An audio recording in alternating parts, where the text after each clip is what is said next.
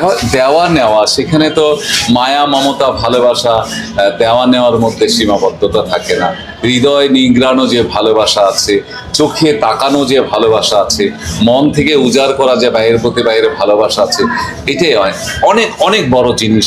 কিন্তু সাকিবকে দিব, সাকিব খুশি হবে, সাকিবকে পাওয়ার না পাওয়ার কোনো কিছুরই তার আর আকাঙ্ক্ষা নেই। আকাঙ্ক্ষা শুধু ভালোবাসা। সারা জীবন ভালোবাসা দিব, মৃত্যুর আগ পর্যন্ত বড় ভাই ছিলাম, বড় ভাই থাকবো। ছোট ভাই যেভাবে বড় ভাইকে শ্রদ্ধা করে ভালোবাসে, সে এখনো ওইভাবেই করে, আজীবন করবে, এবং আজীবন সে স্নেহ মায়া মমতা ভালোবাসা পাবে।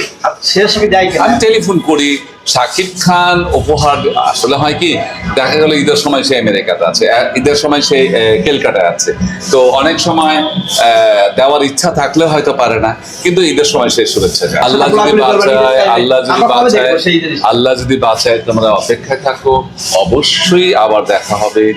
এবং ব্যস্ততার কারণে ও দূরে থাকে, আমিও দূরে থাকি, আল্লাহ যদি বাঁচায় অবশ্যই আবার দেখতে পারবে।